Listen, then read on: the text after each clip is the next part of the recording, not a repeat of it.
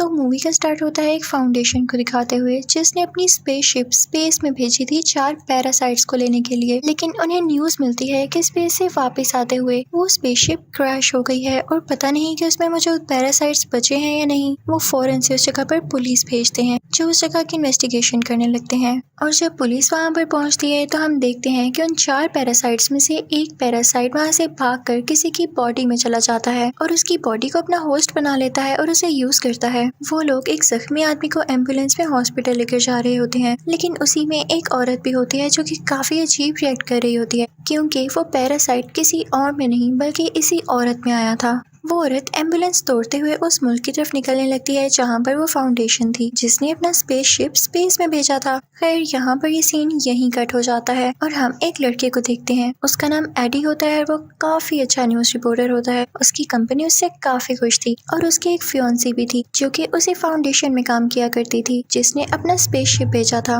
हम देखते हैं कि सुबह होती है और एडी अपने ऑफिस जाता है। उसका बॉस उससे कहता है कि तुम काफी अच्छा काम करते हो और आज जो टास्क मैं तुम्हें देने जा रहा हूँ तुमने उसको भी अच्छे से करना है। दरअसल आज तुमने इंटरव्यू लेना है उसी फाउंडेशन के सीईओ से यानी उसके ऑनर से। तुमने उससे पूछना है कि उसने अपना स्पेसशिप स्पेस में क्यों भेजा और ये सारे पैरासाइट्स का क्या चक्कर है। याद रहे तुम उसे इसके अलावा कोई एक्स्ट्रा बात मत करना क्योंकि वो काफी रिच है और काफी बुरा आदमी भी है। अगर तुमने उसकी पसंद की कोई बात ना की तो वो तुम्हें मरवा भी सकता है। तो एडी अपने बॉस से कहता है कि ठीक है, अब परेशान ना हो, मैं उनसे अच्छे से इंटरव्यू लूंगा और उनसे सिर्फ उनकी इन्वेंशन और डिस्कवरी के बारे में पूछूंगा बस। फिर रात को हम देखते हैं कि एडी अपने घर आ जाता है। उसके सामने उसके फियांसी का लैपटॉप पड़ा होता है जिस पर उसे किसी की मेल आती है और वो उसी फाउंडेशन की तरफ से थी। वो उस फाउंडेशन के किसी मेंबर ने उसे भेजी थी कि ये फाउंडेशन ठीक नहीं है, ये लोगों की जान ले रही है और ये तुम्हें भी यूज करेगी, तुम इसको छोड़ दो। उसमें उनके एक्सपेरिमेंट्स की सारी डिटेल होती है कि वो पैरासाइट्स कौन है, कहाँ से आए और उन पे क्या क्या एक्सपेरिमेंट्स किए जाने वाले हैं। मासूम लोगों को भी इसके लिए यूज किया जाएगा। एडी को जब ये पता चलता है तो वो सोचता है कि मेरे पास अच्छा मौका है। सुबह मेरा उस आदमी के साथ इंटरव्यू है तो मैं उससे सारी बातें पूछूंगा इवन तो मेरे बॉस ने मुझे मना किया है, लेकिन ये खबर काफी रॉकिंग बन सकती है।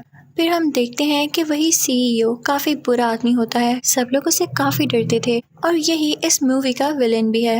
अब एडी का उस इंटरव्यू का टाइम हो चुका था तो वो उसके पास आ जाता है और उन लोगों का इंटरव्यू अब स्टार्ट होता है। शुरू में तो एडी उससे ऐसे सवाल करता है कि बताएं आपने स्पेस में क्या क्या डिस्कवरीज की हैं। फाउंडेशन का वो ओनर काफी खुश होकर इन बातों का जवाब दे रहा होता है, लेकिन तभी एडी अपने सवाल चेंज करने लगता है और उससे कहता है कि मैंने सुना है कि आप अपने एक्सपेरिमेंट्स के लिए इंसानों को चुनने वाले हैं, उनकी जान के साथ खेलकर आप अपने एक्सपेरिमेंट्स को सक्सेसफुल बनाने वाले हैं क्या। और जैसे ही वो ओनर ये बात सुनता है तो उसको एडी की बातें काफी बुरी लगने लगती हैं और वो उससे कहता है कि फौरन से अपने इंटरव्यू को बंद करो और चले जाओ यहाँ से। एडी को वहाँ से निकाल दिया जाता है और फिर एडी सीधा अपने ऑफिस आता है अपने बॉस के पास। उसका बॉस उससे काफी गुस्सा होता है कि मेरे मना करने के बावजूद तुमने उससे टक्कर ली है, अब जो इसका नतीजा होगा, जो इसकी वजह से होने वाला है, उसके लिए तुम खुद तैयार रहना। उसका बॉस उसे गुस्से में जॉब से निकाल देता है और दूसरी तरफ एडी की फियांसी को भी जॉब से निकाल दिया गया था, लेकिन उसकी फियांसी एडी से काफी ज्यादा गुस्से होती है और कहती है कि मैं तुमसे ब्रेकअप कर रही हूँ, तुम्हें जरा अकल नहीं है, तुम्हारी वजह से हम दोनों की जॉब चली गई। वो उससे सारे लिंक्स खत्म करके उससे दूर हो जाती है। फिर यहाँ पे सीन चेंज होता है और हम देखते हैं कि रात है, बारिश हो रही है और वही औरत हमें दिखाई जाती है जिसकी बॉडी में वो पैरासाइट चला गया था। वो वहाँ पर पड़ी हुई चीजें खाने लगती है, लेकिन तभी उसके पास कुछ बुरे लोग आ जाते हैं। वो लोग उनकी डिफरेंट फॉर्म्स बनाकर एक्सपेरिमेंट कर रहे थे कि ये पैरासाइट किस फॉर्म में ज्यादा ताकतवर रहता है। वो एक शीशे के बॉक्स में खरगोश को रखते हैं और उस येलो पैरासाइट को छोड़ देते हैं ये देखने के लिए कि येलो पैरासाइट इस खरगोश के साथ क्या करता है। उस फाउंडेशन का ऑनर भी वहाँ पर होता है और वहाँ पर उसकी एक वर्कर भी होती है जो कि एक्सपेरिमेंट होते हुए देख रही थी। शुरू में तो लोगों को लगता है कि जैसे रैबिट और पैरासाइट में काफी अच्छी बॉन्डिंग बन गई है और ये दोनों मिक्स होकर ज्यादा पावरफुल हो गए हैं, लेकिन कुछ ही देर में उस रैबिट की मौत हो जाती है, वो मर जाता है और उनका ये एक्सपेरिमेंट नाकाम रहा था। एडी को न्यूज से पता चलता है कि उस फाउंडेशन का ओनर और प्लान्स कर रहा है अपनी एक और स्पेसशिप स्पेस में भेजने के लिए और वो जानता था कि अगर उसने ऐसा किया तो और भी कई जाने जाएंगी जैसे पहले गई हैं। रास्ते में उसे एक औरत मिलती है जो उससे कहती है कि आप मुझे अखबार खरीद लें। एडी उससे अखबार खरीदता है और साथ ही एक स्टोर में आ जाता है। वहाँ पर एक चोर आता है और उस स्टोर को लूटने लगता है, लेकिन एडी चुप करके अपनी चीजें लेता है और वहाँ पे करके वापस आ जाता है। दूसरी तरफ हम उसी फाउंडेशन कंपनी की लैब को देखते हैं जहाँ पे वो ऑनर होता है उसी क्लासेस वाली वर्कर के साथ और अब वो जानवर की बजाय किसी इंसान पर उस पैरासाइट के साथ एक्सपेरिमेंट कर रहे होते हैं।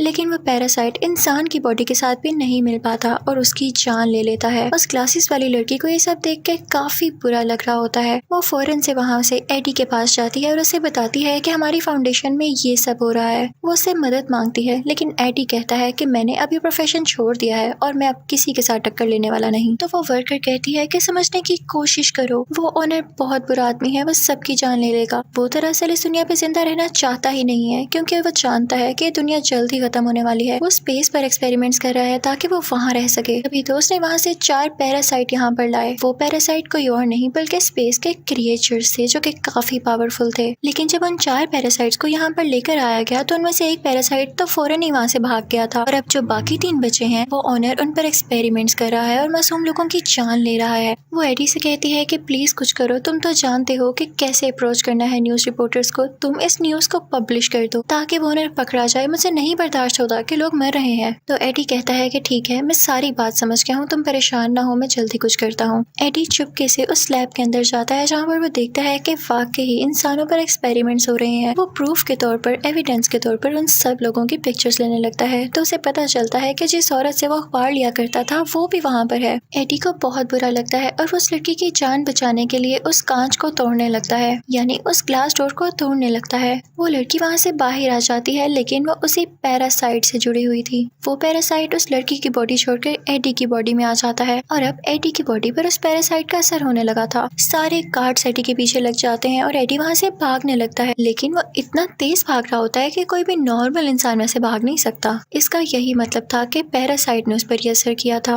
वो एक जंगल की तरफ भाग जाता है और काफी ऊंची ऊंची जंप्स लगाता हुआ एक दरख्त पर चढ़ जाता है और गार्ड से अपनी जान बचाता है। जब सब लोग वहाँ से चले जाते हैं तो एडी अपने घर आ जाता है और घर आकर पानी पीने लगता है काफी ज्यादा। उसके घर में जो भी सामान पड़ा हुआ था वो उसे खाने लगता है। उसकी भूख जैसे मिट ही नहीं रही थी, लेकिन उसे वॉमिटिंग होने लगती है। फिर उसका दिल काफी खराब हो रहा था और उसकी बॉडी में चेंजेस आ रहे थे। यहाँ तो उसकी शक्ल भी बदलने लगी थी, जिसे देख के वो काफी परेशान हो रहा था। उसे कुछ नहीं समझ आता तो वो परेशानी में अपनी फियांसी को कॉल करता है। तो उसकी फियांसी कहती है कि मैं तुमसे हर लिंक खत्म कर चुकी हूँ और मैं अब किसी और के साथ हूँ। लेकिन एडी फिर भी जिद करता है उससे मिलने की और फिर उससे रेस्टोरेंट में मिलने जाता है। वो रेस्टोरेंट में मौजूद सारी चीजें खाने लगता है, लेकिन कहता है कि मुझे इसको खा के एनर्जी नहीं मिल रही, ये मरा हुआ मीट है, मुझे जिंदा चीज तो खाने के लिए। साथ ही उसे एक एक्वेरियम नजर आता है जिसमें बैठ के वो वहाँ पर पड़े हुए क्रैब्स खाने लगता है। इनफैक्ट एडी की बॉडी में अब वेनम आ चुका था, यानी उन 4 पैरासाइट्स में से सबसे ज्यादा स्ट्रॉन्ग पैरासाइट। तभी तो उसने इंसान की बॉडी को अपना होस्ट बना लिया था। लेकिन एडी के फियांसी को और उसके दोस्त को ये बात समझ ही नहीं आ पाती, तो वो उसका स्कैन करने उसको हॉस्पिटल ले जाते हैं और उसके बाद एडी को उसके घर भेज दिया जाता है कि जैसे ही रिपोर्ट आएगी हम आपको बता देंगे। और अब हम फाउंडेशन का सीन देखते हैं जहाँ के ओनर को किसी तरह से ये पता चल जाता है कि उसकी वो वर्कर जो क्लासेस वाली थी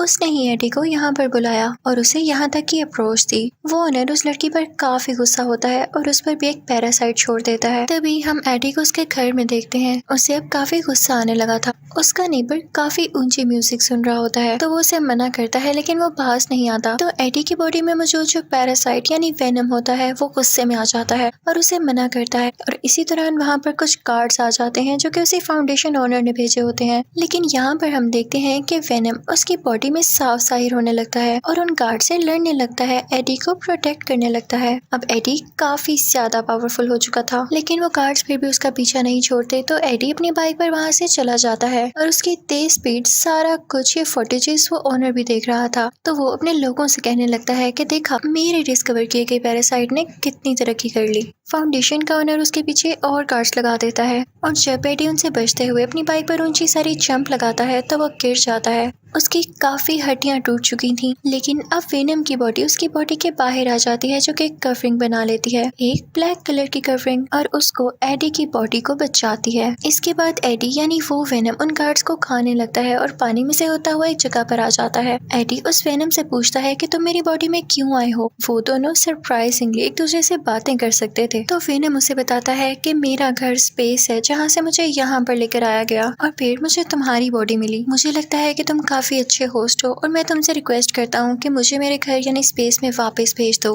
अब एडी के पास वो सारे एविडेंस होते हैं जो उसने पिक्चर्स क्लिक की थी उस फाउंडेशन में कि लोगों के साथ कितना जुल्म हो रहा था। वो अपनी कंपनी जाता है ये बताने के लिए, लेकिन उसका साथी उसे अंदर ही नहीं आने देता। तो वेनम उस एडी से कहता है कि मैं हूँ ना, मैं तुम्हें ऊपर पहुंचा देता हूँ। और फिर वो लोग ऊपर जाते हैं और खिड़की तोड़ते हुए अपने बॉस के ऑफिस में आ जाता है। वो साथ एक नोट रखता है और वो एविडेंस रखता है। लेकिन तभी वहाँ पर उसी ऑनर के गार्ड्स आ जाते हैं जो उस पर अटैक करने लगते हैं, उसे शूट करने लगते हैं। लेकिन वेनम एडी की बॉडी से बाहर आकर उसे दोबारा से प्रोटेक्ट करता है। वो वेनम उन सब गार्ड्स को हरा के उनमें से एक को खाने ही वाला होता है कि तभी उसकी फियोन्सी लड़की वहाँ पर आ जाती है जो कि उससे ब्रेकअप करके गई थी। एडी इंसानी शक्ल में वापस आ जाता है और उससे कहता है कि तुम क्या कर रही हो यहाँ पर। तो वो लड़की उससे कहती है कि तुम जानती हो ना कि तुम्हारा इलाज चल रहा है, तो तुम यहाँ क्या कर रहे हो, तुम फौरन से मेरे साथ आओ इससे पहले कि कोई मसला हो जाए। अब वो दोनों हॉस्पिटल आते हैं और उसकी पुरानी फियोन्सी का दोस्त उसका दोबारा से स्कैन करता है और फाइनली वो यहाँ पर सक्सेसफुल हो जाते हैं एडी की बॉडी से उस वेनम को निकालने में। एडी काफी ज्यादा लाइट फील कर रहा होता है और खुश होता है और उस वेनम से कहता है कि मैं भी नहीं चाहता था कि तुम मेरी बॉडी में आओ।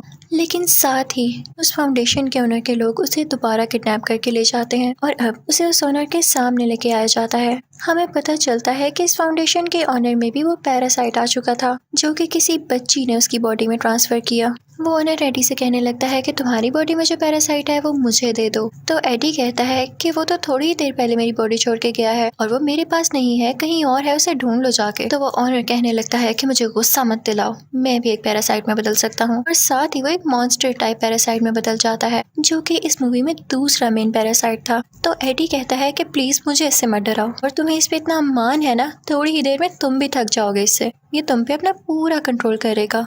तो ऑनर कहता है कि मुझे इससे कोई फर्क नहीं पड़ता। जब एडी उसकी किसी बात का जवाब नहीं देता तो वो अपने गार्ड से कहता है कि इसको यहाँ से धक्के दे के बाहर निकाल दो और इसे मार डालो। लेकिन तभी हम देखते हैं कि वहाँ पर एडी के फियोन्सी की बॉडी में वेनम दोबारा से यहाँ आ जाता है। वेनम उन गार्ड से एडी की जान बचा लेता है और फिर दोबारा से एडी की बॉडी में आ जाता है। यहाँ एडी और उसकी फियोन्सी में भी दोस्ती हो जाती है। तो वो वेनम एडी से कहता है कि देखो वो ओनर सब एक्सपेरिमेंट्स कर चुका है और अब वो स्पेस में आना चाहता है क्योंकि उसका ये प्लान है कि वो स्पेस से और ज्यादा पैरासाइट्स लाए। लेकिन एक बात याद रखना, अगर वो सारे पैरासाइट्स यहाँ पर आ गए तो वो दुनिया को तबाह कर जाएंगे और लोगों को खा जाएंगे। अब ओनर अपने फाउंडेशन में दूसरा स्पेसशिप लॉन्च करने की बातें करने लगता है। सारे वर्कर्स उसे समझाने लगते हैं कि वहाँ जाना अभी किसी खतरे से खाली नहीं हो सकता क्योंकि सारे पैरासाइट आपके खिलाफ हो चुके हैं और तो लोग भी आपका साथ नहीं दे रहे। तो ये बात सुनकर वो वहाँ पर मौजूद सारे वर्कर्स को मार देता है और खुद ही वो स्पेसशिप लॉन्च करने लगता है। लेकिन तभी वहाँ पर वेनम भी आ जाता है और उन दोनों में काफी ज्यादा लड़ाई होती है क्योंकि वेनम नहीं चाहता था कि ये ओनर उसकी दुनिया पर जाकर कब्जा करे और उसके साथ ही पैरासाइट्स को यहाँ पर लाए। और यहाँ पे हम देखते हैं कि वो ओनर काफी ज्यादा स्ट्रॉन्ग हो जाता है और वेनम यानी एडी को वहाँ से मारकर स्पेसशिप के अंदर चला जाता है। लेकिन वेनम मर कैसे सकता था, वो एडी की बॉडी में दोबारा आता है और उसी स्पेसशिप की तरफ जंप करता है। जिस चीज से उस ओनर ने एडी पर अटैक किया था वो उसी वेपन से उसे स्पेसशिप को डैमेज कर देता है जिससे उसका सारा फ्यूल नीचे गिरने लगता है और वो स्पेसशिप ब्लास्ट कर जाती है। तो यहाँ पर हम देखते हैं कि वो ओनर मर चुका होता है और वेनम ने भी अपनी जान कुर्बान कर दी थी एडी को बचाने के लिए और एडी गिर जाता है अब पानी में। अगले दिन हम देखते हैं कि एडी और उसकी पुरानी फियोन्सी बैठ के बातें कर रहे होते हैं कि तभी उस फियोन्सी को एडी की बॉडी से वेनम की आवाज आती है। तो वो कहती है कि एडी, वेनम अभी भी जिंदा है। तो एडी उसे कहता है कि नहीं नहीं, वो तो किसी और की आवाज थी। तो यहाँ हमें ये पता चल पाता है कि वेनम साहिब अभी भी जिंदा थे। उसके बाद एडी वहाँ से उठ जाता है और फिर चुपके से वेनम से बातें करने लगता है। कहता है कि देखो अब तुम मेरी दुनिया में रह तो रहे हो लेकिन किसी को ये पता ना चले कि तुम वाकई यहाँ रहते हो और कुछ रूल्स हैं जो कि तुम्हें फॉलो करना होंगे, जैसा कि तुम इंसानों को नहीं खाओगे, सिर्फ बुरे इंसानों को खाया करोगे और वो भी कभी कभी, करो प्रॉमिस। तो वेनम कहता है कि एडी, बुरे लोग कौन से होते हैं बताओ मुझे। तो एडी कहता है कि ऐसे लोग जो दूसरे लोगों का दिल दुखाते हैं और उनके साथ बुरा करते हैं। तभी वहाँ से वो लोग एक स्टोर में जाते हैं और देखते हैं कि स्टोर को एक और आदमी लूटने आया है और ये देख के वेनम एक्टिवेट हो जाता है और उस रोबर को यानी उस चोर को खा लेता है, जैसे कि एडी ने कहा था कि तुम सिर्फ बुरे लोगों को खा सकते हो। उसके बाद हम देखते हैं कि सब कुछ नॉर्मल हो जाता है और एडी फिर से अपनी पुरानी जॉब पर आ चुका था यानी न्यूज रिपोर्टर बन गया था और अब वो एक बहुत बड़े सीरियल किलर का इंटरव्यू ले रहा था। और इसी के साथ ये मूवी यहीं पर एंड हो जाती है। Thank you for watching, good bye.